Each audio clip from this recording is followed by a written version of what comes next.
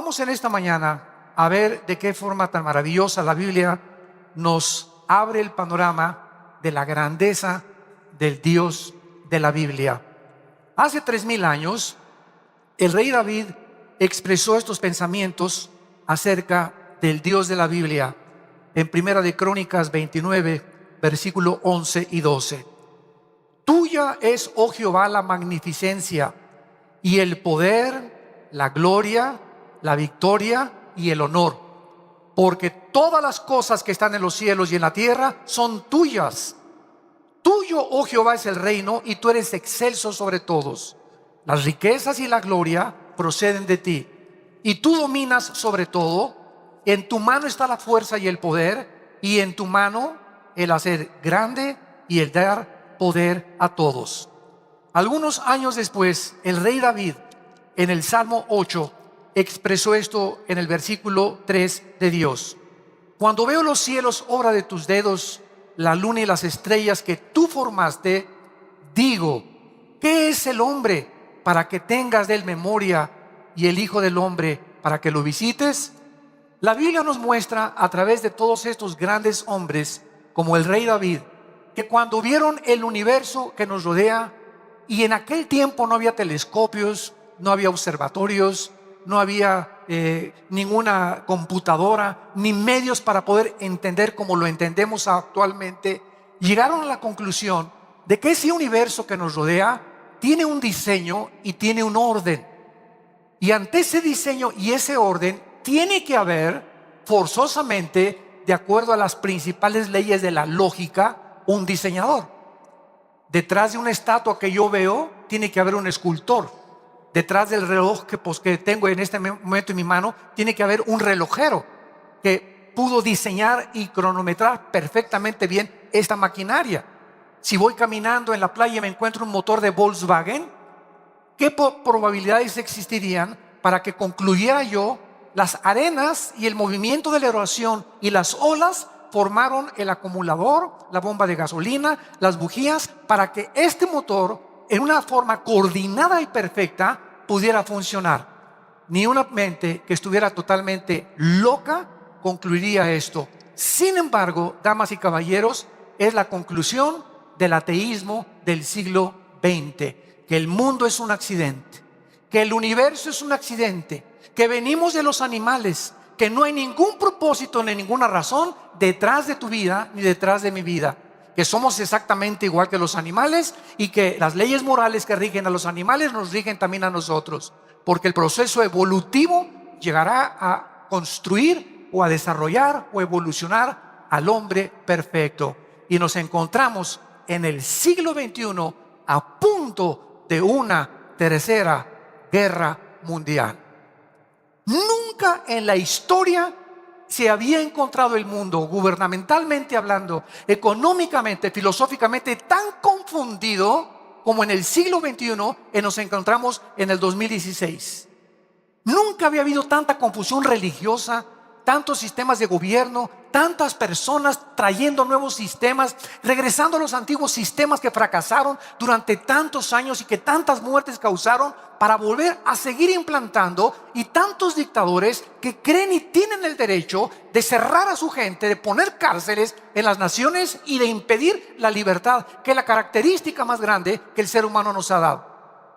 Y ante este panorama y este escenario, lo más triste es que cuántas naciones se encuentran cerrando la boca, no diciendo, no criticando, no hablando, y pueblos que están sumergidos actualmente en la opresión, en la pobreza, y sufriendo precisamente porque el mundo está callado y no quiere levantar la voz en contra de estas personas. Así pues, cuando observamos este universo, nos damos cuenta que hay un orden inteligente. Siempre a la pregunta, ¿cómo surgió todo?, los científicos también teorizan y también especulan y también tienen hipótesis. Entonces, los científicos no pueden darnos a nosotros una explicación del origen del universo. No nos pueden dar la explicación de quiénes somos, ni tampoco los científicos nos pueden dar la explicación hacia dónde se dirige la humanidad. Entonces, la ciencia, no estamos en contra, todo lo contrario. Los más grandes científicos de la historia, Blaise Pascal, todos los grandes, como el fundador del cohete que citaron, que llegó a la luna, Wernher von Braun, director de la NASA durante más de 20 años en Estados Unidos, Isaac Newton, que leía la Biblia y que murió con la Biblia en la mano. Todos estos grandes hombres eran creyentes de este libro y sabían que sin el Dios de la Biblia el mundo no tendría respuestas de dónde venimos, quiénes somos y a dónde nos dirigimos, más que puros sistemas de filosofía y puras teorías donde cada vez se confunden más. Sin embargo, es el profeta Isaías, y les invito en este momento a todos los que portan una Biblia con ustedes que la abran en el capítulo 40, porque va a ser el capítulo 40 del profeta Isaías donde basaremos la siguiente conferencia. Es este profeta quien nos describe más profunda y extensamente el poder y la grandeza del Dios de la Biblia. Veamos en primer lugar en el versículo 12 lo que se escribió, escuchen muy bien, hace 2700 años. Este libro fue escrito hace 2700 años. Y los pergaminos originales del libro de Isaías, señores arqueólogos que nos visitan, sociólogos y geólogos y antropólogos, los originales de este libro fueron encontrados en 1948 en los rollos de Qumran en el Mar Muerto. Y se encuentran en el Museo de Jerusalén. Y tú puedes ir al Museo del Holocausto en Jerusalén y tiene todos los pergaminos examinados por la NASA con el carbono 14 y todo lo que encontraron unos peregrinos en unas cuevas cerca del Mar Muerto, el rollo exacto del libro de Isaías, tal y como lo tenemos en nuestras Biblias, con otros libros de la Biblia y del Antiguo Testamento también que se encontraron en los rollos del Mar Muerto, demostrando de esta manera la arqueología que la Biblia es fidedigna y digna de poder confiar en ella. No estamos hablando de historias, ni de leyendas, ni de a lo mejor puede que esto, no hay absolutamente ningún lenguaje especulativo, ni hipotético, ni filosófico en el que podamos nosotros confiar nuestra vida, nuestros hijos, nuestra familia, nuestra patria, más que regresando a los principios morales absolutos que la Biblia nos delinea desde hace miles de años.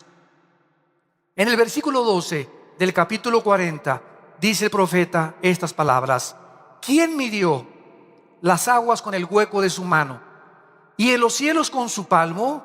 Con 3 dedos juntó el polvo de la tierra y pesó los montes con balanza y con pesas los collados. Vemos aquí en primer lugar que la Biblia nos dice que el Dios creador de todas las cosas, no los dioses de millones que hay en el hinduismo, ni los dioses que hay en otras religiones, sino el Dios y Padre de Abraham, de Isaac y de Jacob. El Dios de la Biblia, no el Dios del Corán, no el Dios de los Vedas, no el Dios de los persas, no el Dios de los musulmanes, el Dios de la Biblia, cuyo nombre es Yo soy el que soy, Yahweh, en el hebreo, en el tetragramatón que le reveló a Moisés.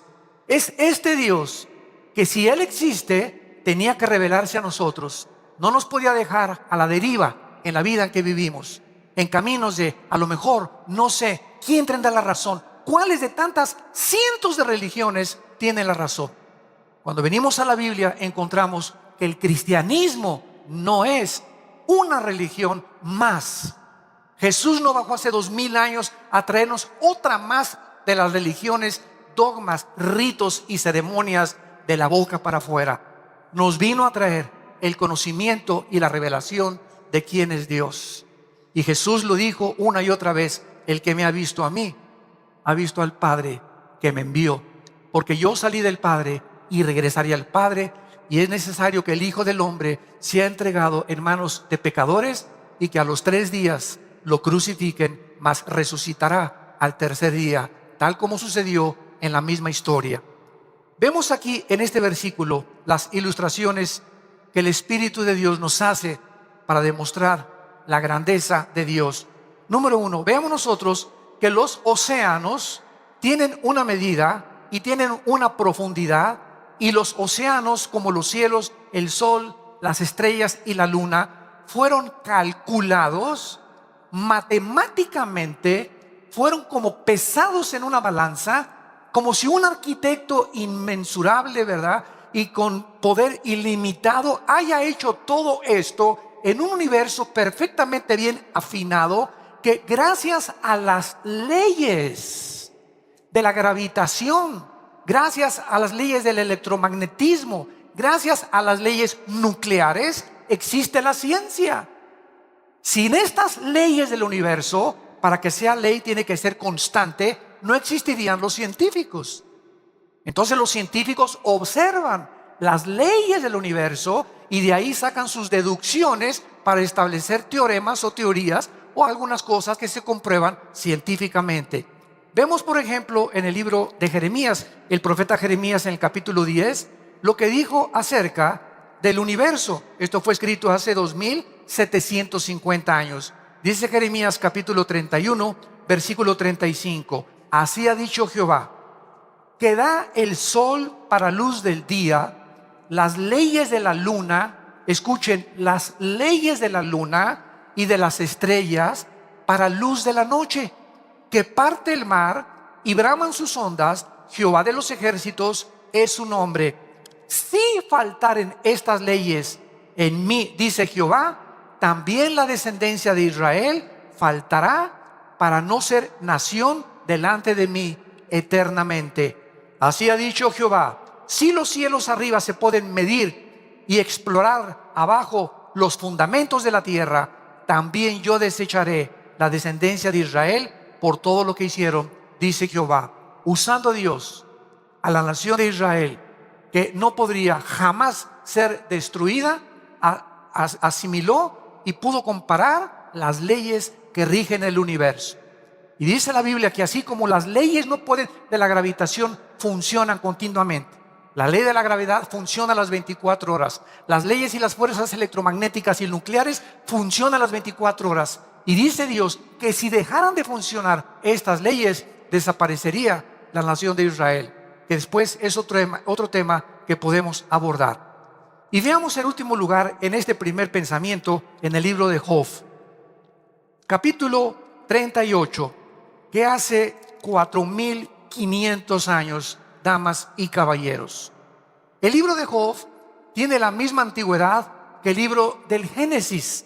Es la época de los patriarcas. Y cuando tú vienes a este libro, no encuentras ni en Sócrates, ni en Demóstenes, ni en Platón, ni en Petrarca, ni en ningún filósofo, ningún hombre que tú admires, la filosofía y la profundidad de la literatura, de la poesía, del conocimiento que hace 4500 años se pudo imprimir en este libro sagrado que es la Biblia. Y Job fue un hombre que sin tener la Biblia en sus manos tenía un contacto con Dios de lo que se le reveló a través de Abraham, Isaac y de Jacob, y él fue azotado como ningún ser humano ha sido azotado por las cosas adversas de la vida. De repente, de la noche a la mañana, pierde a todos sus hijos. De la noche a la mañana, pierde todas sus propiedades. De la noche a la mañana, pierde su salud, donde una plaga de los pies a la cabeza lo atormentaba las 24 horas. Es en este estado donde un ser humano se encuentra y el Espíritu Santo nos permite admirarlo, observarlo y darnos cuenta de la profundidad y la misericordia de Dios, que Dios pone como un ejemplo para que podamos nosotros entender que este hombre, sin entender por qué las cosas que le sucedieron, siguió confiando en aquel que lo había creado. Y aun cuando tuvo 3 amigos que se acercaron filósofos y le decían, es que lo que te ha sucedido es por el pecado y por esto y el otro, él llegó a una conclusión y dijo, aun cuando no puedo ver ni entender con mi razón lo que me está pasando, yo sé que a través de esto, Dios, si me creó, lo ha permitido y saldré más puro que el oro fino.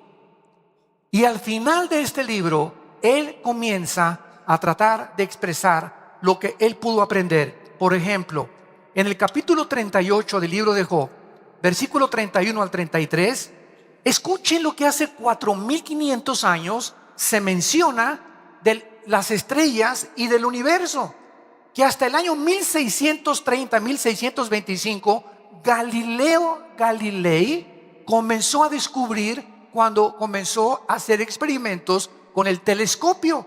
Y miren lo que dice la Biblia: ¿podrás tú atar los lazos de las Pléyades?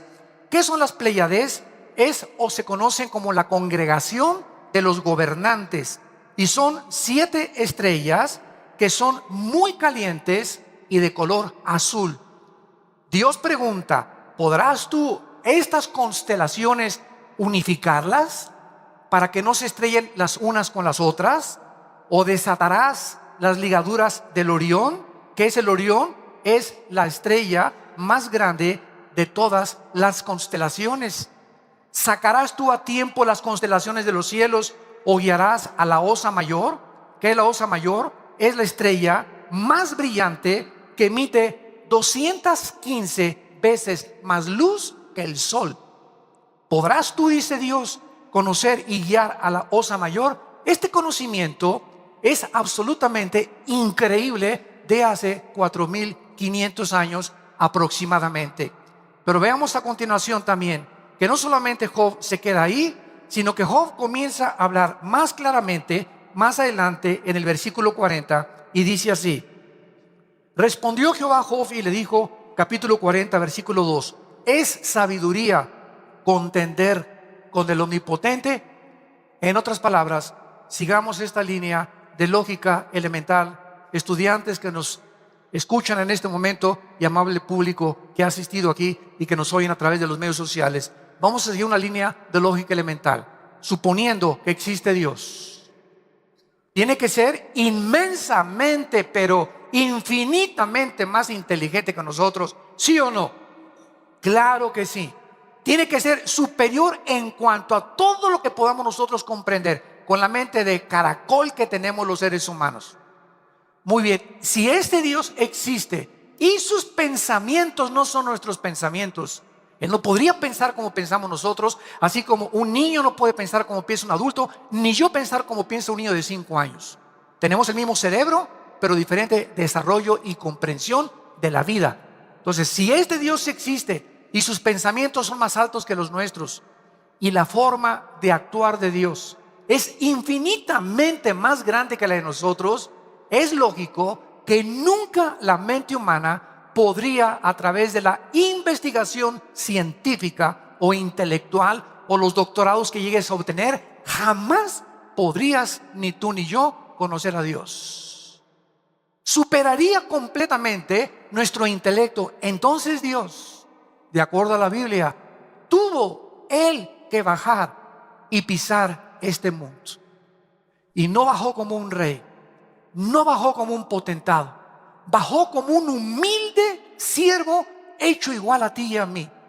Y estando en la condición de hombre, dice Filipenses capítulo 2, ese hijo que Dios manda al mundo hace 2000 años, se hace el siervo de nosotros, se inclina ante nosotros y nos lava los pies.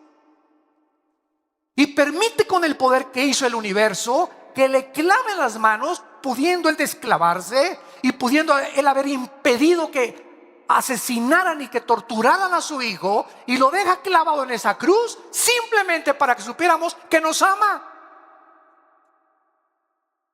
Ese Dios del universo nos ama y quiere tener hoy una relación contigo. Quiere entrar a tu vida, quiere demostrarte evidencia. Si buscas evidencias, aquí están. No busques más, aquí están. Como dijo Jesús, el que busca encuentra, al que toca se le abre. Pero no te limites a tus filosofías que vienen de hombres. Cítame el más grande filósofo que tú admires, el hombre que más hayas exaltado, y dime el que quieras y compáralo con Jesucristo. Compáralo con Jesucristo. No hay comparación alguna desde que se fundó el mundo con ningún ser humano, por más grande que haya llegado o la altura más grande que haya alcanzado, que se pueda comparar con el Hijo de Dios. Y finalmente, al acabar todo el sufrimiento que atravesó Job. En el capítulo 42, Job cae hincado y da estas palabras acerca de ese Dios que él no entendía, pero que a pesar de todo siguió confiando en él. Yo conozco, dice Job 42, versículo 2, que todo lo puedes y que no hay pensamiento que se esconda de ti. ¿Quién es el que oscurece el consejo sin entendimiento? Por tanto, yo hablaba lo que no entendía, cosas demasiado maravillosas para mí que yo no comprendía. Y dice Job finalmente: oye, diciéndole a Dios, te ruego y hablaré, te preguntaré y tú me enseñarás. Esta es una de las municiones y una de las armas más grandes que tengo contra el ateísmo. Señor ateo, usted puede ser un ateo honesto o puede ser un ateo deshonesto, amargado contra una persona o contra un ser o contra un ente que ni siquiera existe. Pero si usted es un ateo honesto, usted tiene que comprender que si usted me dice que usted no cree en un Dios, que ¿por qué permitió el mal y por qué permitió el diablo? Preguntas que no conoces la respuesta y eso te ha impedido concluir que existe un Dios. Eres un deshonesto.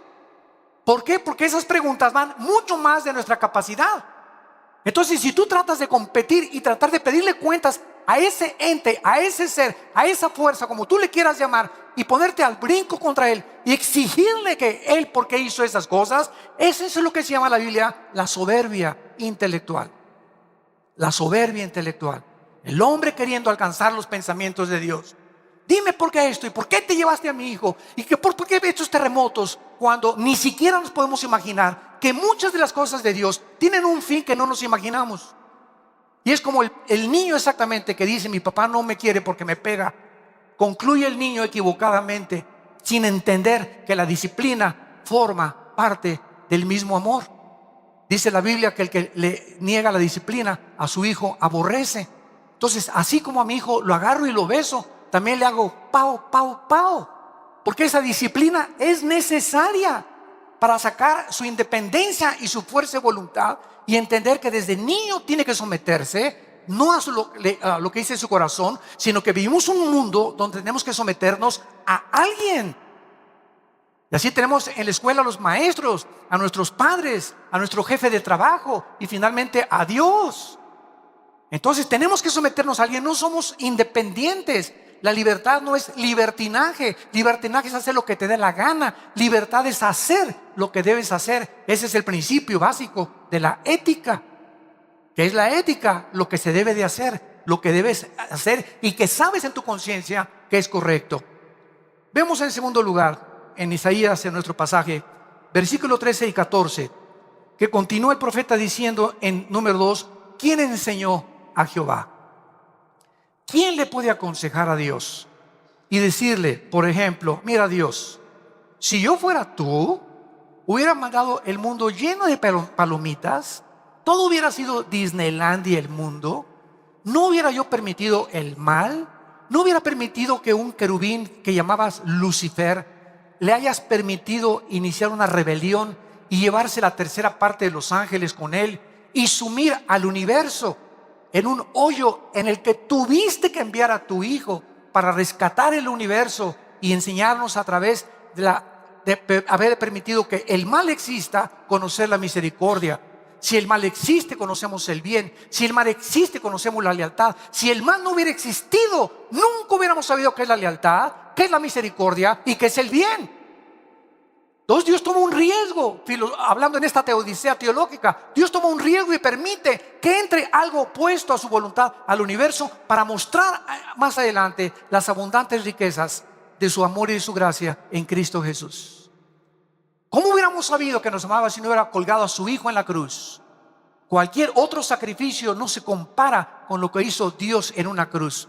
Y al que lo quiera culpar a Dios, dice el libro de Romanos capítulo 3 y 4, si tú me culpas que por qué permití el mal, sabes una cosa, yo permito la infección y yo pago por la infección. yo pago. No tienes tú que pagar. Es el mensaje, las buenas noticias de la Biblia. Tú no tienes que pagar por tus pecados. No te tienes que ir de rodillas a la villa. No tienes que hacer sacrificios. No tienes que decir, es que voy a hacer esto y voy a hacer aquello. Somos vulnerables. No podemos, no tenemos el poder de cambiar nuestra vida. Las drogas, la pornografía. Necesitamos una ayuda externa. Lo necesitamos a Él. Y cuando tú reconoces eso, es cuando tú puedes entender el amor de Dios. De tal manera amó Dios al mundo que nos dio a su Hijo unigénito, para que cualquiera que en Él crea no se pierda, mas tenga la vida eterna. Este es el amor de Dios, que siendo pecadores, en la condición en la que tú te encuentras esta mañana, me puedes decir, he abortado 20 bebés. Me puedes decir, soy un asesino y he matado a 70 personas. Me puedes decir, me dicen la bruja de Tlalnepantla. Me puedes decir lo que quieras de tu vida. He abandonado a mis hijos, he violado a mis hijos. Dime lo más asqueroso y lo más bajo, lo más ruin y lo más malévolo en tu vida que hayas hecho. Escucha este mensaje: en la sangre de Cristo hay perdón. ¿Qué mensaje más glorioso? Esto es gracia. Es la canción que acabamos de ver. Gracia, sublime gracia, que siendo un ruin pecador me salvaste por tu amor y tu misericordia. Y es esta gracia que nos sigue sosteniendo y nos sigue alentando y animando para hablar al mundo: vuélvanse a Dios. El mundo se está hundiendo, el barco se está hundiendo, damas y caballeros. El mundo va cada vez más y más y más hacia los arrecifes. Sálvese que pueda. Es el mensaje que estás oyendo en esta mañana. Vemos en tercer lugar que dice la Biblia en el versículo 15, comparando a Dios con los gobiernos, los zares, los emperadores, los dictadores, los jueces y los gobernantes humanos, que se creen dioses. Dice así el versículo 15: he aquí que las naciones les son como la gota de agua que cae de la cubeta, como menudo polvo en las balanzas les son estimadas, y he aquí que hace desaparecer las islas como polvo. Dice el versículo 23, Dios convierte en nada, así de la noche a la mañana, a los poderosos, y a los que gobiernan la tierra los hace como cosa vana, como si nunca hubieran sido plantados, como si nunca hubieran sido sembrados, como si nunca su tronco hubiera tenido raíz en la tierra. Tan pronto como soplen ellos, se secan y el torbellino los lleva como hojarasca. Veamos la historia, cómo acabó Saddam Hussein. En un hoyo de 1,5 metros bajo tierra, lleno de piojos. ¿Cómo acabó Muammar Gaddafi, el dictador de Libia? Metido en una coladera y después lo violaron, lo patearon y lo acabaron de matar. ¿Cómo murió Benito Mussolini colgado en la plaza de Florencia? ¿Cómo murió Adolfo Hitler pegándose un balazo? Y podría con José Stalin, podría seguir con todos estos grandes hombres que el mundo conoce como los grandes dictadores del pasado, que fracasaron, se convirtieron en dioses. ¿Cómo murió Nerón? ¿Cómo murió Calígula? Los emperadores romanos. ¿Cómo han muerto todos los seres humanos? Analiza la historia y lee que estos héroes eran héroes de papel. Hombres que desafiaron a Dios, que quisieron ser dioses y acabaron como los animales, pisoteados por su propio pueblo. Así acaban todos. ¿Por qué? Porque son las leyes de Dios. Y dice la Biblia que precisamente a través de la historia, todos estos hombres son hombres que han creído tener las respuestas a los problemas humanos sin tener en cuenta al Dios de la Biblia. No quieren traer el cielo a la tierra. Recuerdo cuando yo estudié el socialismo, yo estuve en el Partido Comunista y era joven y era idealista y me fascinaba Engels y Marx. Leí el Manifiesto Comunista, el libro del Capital de Marx. Comprendí, ¿verdad?, que Marx tenía una razón al fíjense lo que dijo Marx, de lo cual Engels lo apoyó.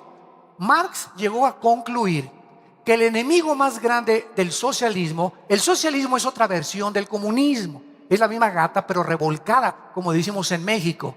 El más grande enemigo del socialismo es la familia y la iglesia.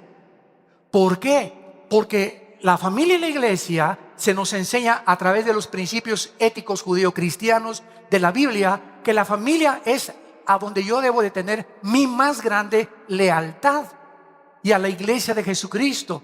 Esto al sistema de gobierno socialista comunista no le conviene. ¿Por qué? Porque este sistema pide y forza la lealtad al Estado.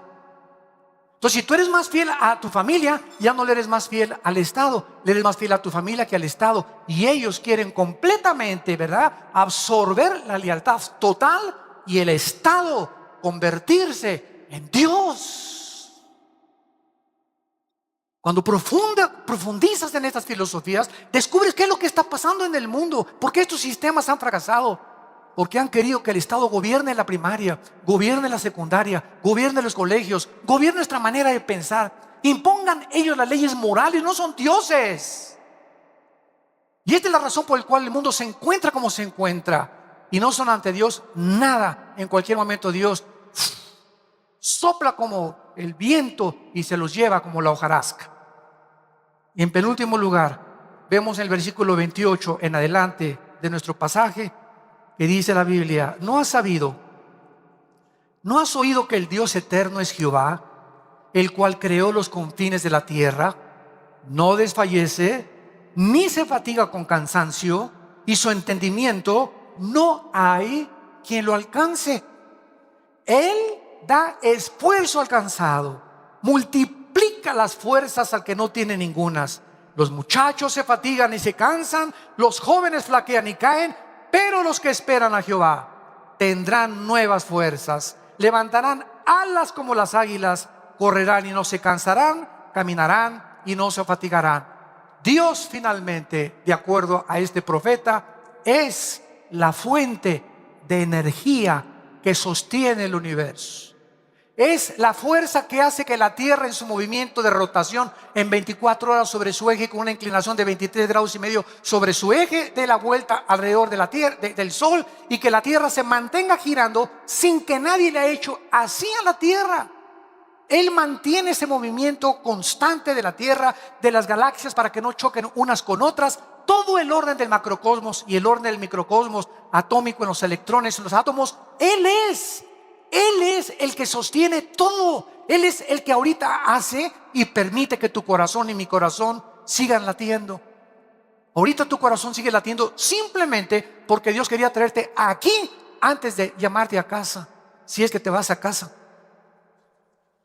Dios en su amor te trajo a esta conferencia. Para los que lo oigan por primera vez y nos escuchan a través de las redes sociales, estás escuchando un mensaje el más glorioso que podrías escuchar, y el único mensaje que puede transformar tu vida en esta misma tierra y para toda la eternidad.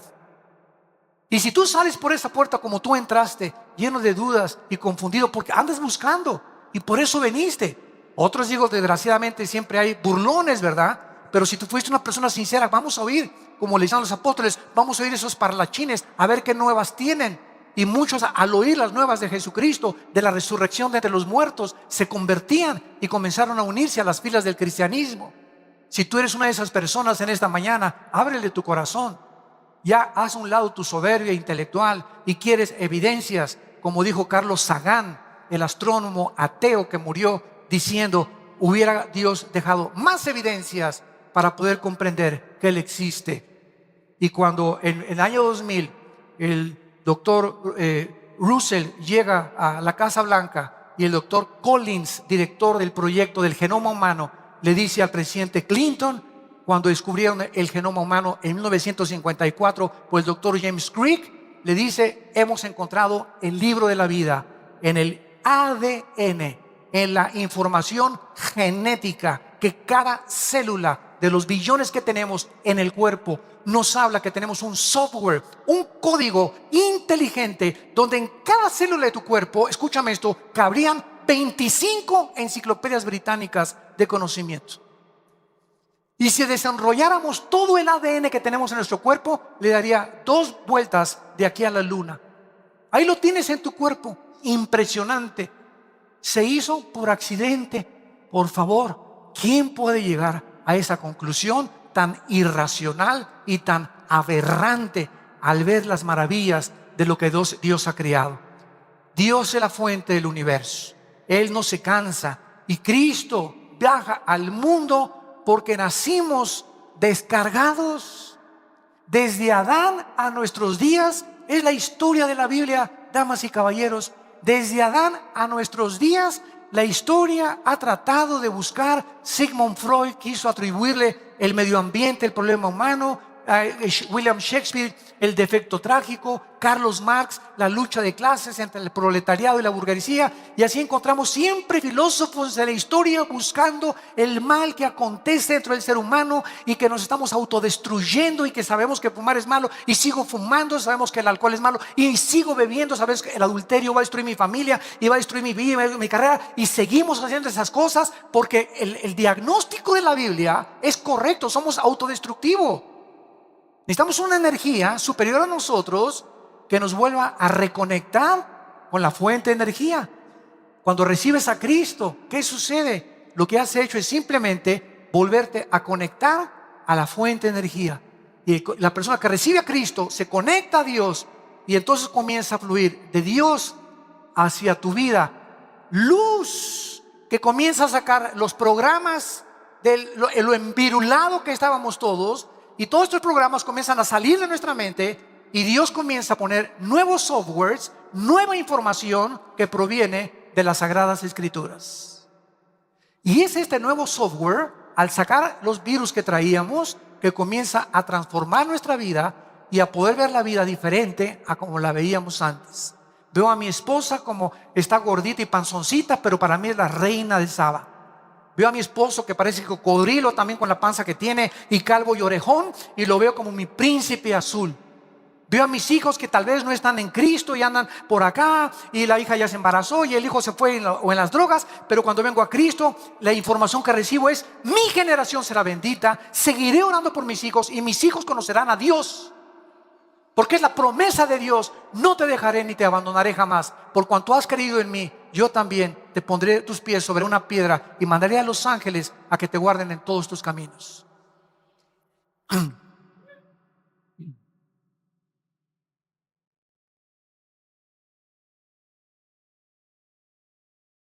Somos vulnerables.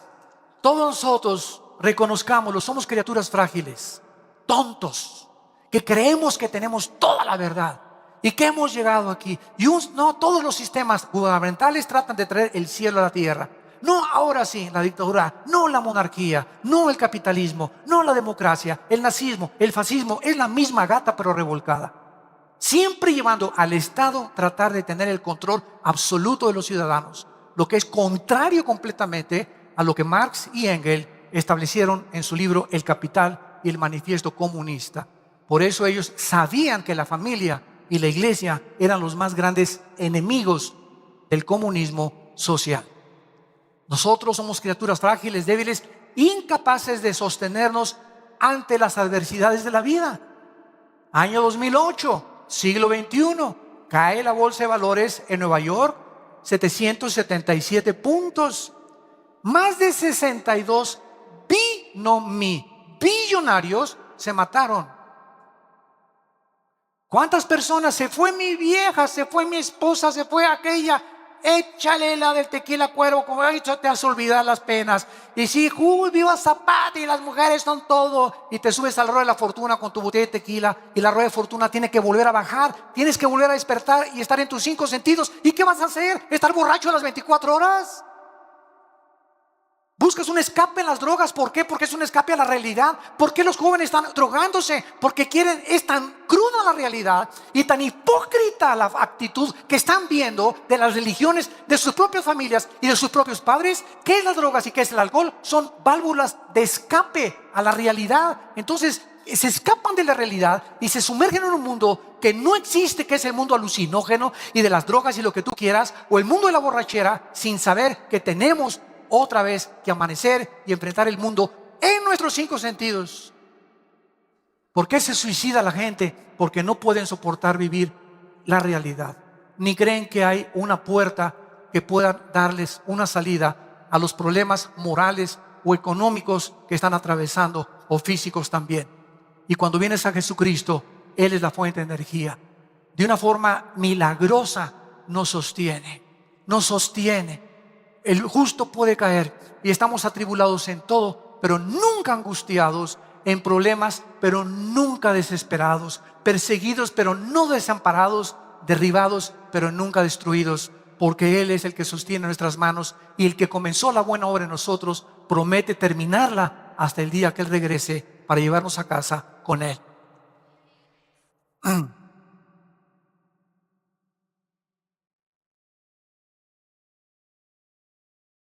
Dios sabe que somos una generación sujetas al cansancio, a la depresión, al estrés, al desánimo fácilmente.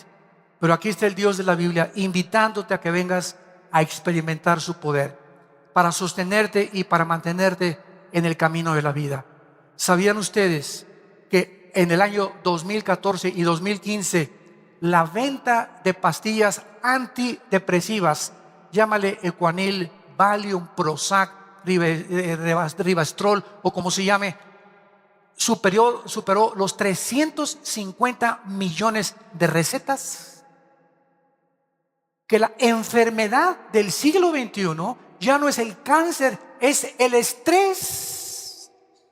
Y la clínica Rochester en Boston y el hospital Hopkins en Estados Unidos, que son las instituciones más prestigiadas en cuanto a adelantos científicos y médicos, concluyeron hace 4 años que el 70% de las enfermedades físicas y mentales provienen del estrés. ¿Qué es el estrés? Es una condición en la que estás ansioso, tenso, no puedes dormir, todo estás así, y no me grites, y cállate y métete a dormir, y no me molesten ahorita, y esto y el otro, y toda esta situación de intranquilidad, de rencor, de amargura, de odio que se almacenan dentro de tu alma, es lo que te impide vivir feliz. Es lo que nos impide poder encontrar el camino. Y hace 2000 años, un hombre llamado Jesucristo dio la medicina y la solución, diciéndonos: mi paz les dejo, mi paz les doy. No se afanen por su vida, cada día traerá su afán. Acuéstate como los angelitos, por más que tú te preocupes y te estreses. Fíjate lo que dice Jesucristo: por más que tú trates de encontrar respuestas para tus problemas, no las vas a encontrar. Y escúchame, y si las encuentras, vas a acabar enfermo y en el hospital. Como me dijo una vez una señora: ay, por favor, venga, llore por mi hija, por favor, por favor. Dije: doña Chole, póngase usted tranquila, tiene usted ya 2 meses con ese estado de estrés, y sabe una cosa, que cuando llegue su hija, de repente a lo mejor va a llegar mejor que nunca, y usted es a la que la vamos a tener que internar en el psiquiátrico. Entonces nos damos cuenta, los problemas que tenemos van más allá, escúchame esto, de nuestra capacidad para resolverlos. No somos dioses, no somos dioses. Necesitamos a Dios. Necesitamos que esa fuente de energía nos diga, nos marque qué debemos hacer. ¿Qué hago con mi hijo? ¿Qué hago en este caso con mi trabajo? ¿Qué hago si robé? ¿Qué hago si forniqué? ¿Qué hago si hay pornografía? ¿Cómo puedo salir de estas cosas que me están maldiciendo mi vida? Y estoy tan corta que es la vida, 60, 70 años, 80 años los más robustos, y naciste de las tinieblas, vives en las tinieblas y vas a morir en las tinieblas. Durante toda tu vida no hubo ninguna comparación entre tú y una vaca. Los animales en la mañana pastan, al mediodía pastan, en la noche pastan y se duermen. Y millones de seres humanos se semejan en su actitud y su conducta. Te levantas, trabajas, comes, ¿para qué? ¿Trabajas para qué? Para hacer dinero. Y sigues comiendo. Y ya hiciste el dinero, y ahora que tienes el dinero, no sabes cómo manejar el dinero. Porque de repente cuando llega uno a la cumbre, artistas, deportistas, cantantes, políticos, el que tú quieras, cualquier persona que triunfa en la vida y llega a la cúspide, ahí arriba, no saben manejar la fama, no saben manejar el poder, no saben manejar la popularidad, ni la gloria, ni el dinero. Se descomponen. Y por eso acaban artistas, deportistas, políticos, o locos o medios locos, o drogadictos, etcétera, etcétera, porque no podemos llegar a ningún punto sin Dios. Y Dios te ofrece en esta mañana a su Hijo Jesucristo, porque el que cree en Jesucristo cree en el Padre. Y Jesucristo dijo en Mateo 11, 25 al 27, nadie conoce al Padre sino el Hijo, y el Hijo a quien Él se lo quiera revelar. Tú no puedes encontrar a Dios en Chapultepec, en una flor del loto, ni en el budismo zen, ni en meditación, porque ese no es el camino que Dios escogió. Él estableció los términos, Él es Dios. Tú no vas a establecer cómo servir a Dios. O te sometes a las leyes de Dios, o vivirás toda tu vida como el rebelde que has sido, o la rebelde que has sido a este momento. Abre tu corazón en esta mañana y dile a Dios estas palabras. Ahí desde tu lugar les pido que le inclinen su cabeza. Con tu rostro inclinado.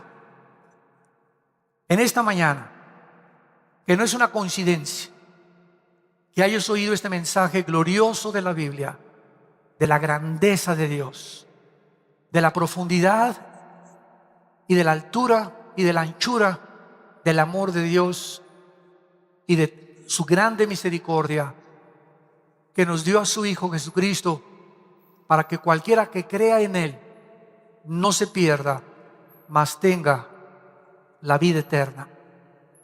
Y este es el testimonio que Dios nos ha dado a su Hijo. El que tiene al Hijo tiene la vida.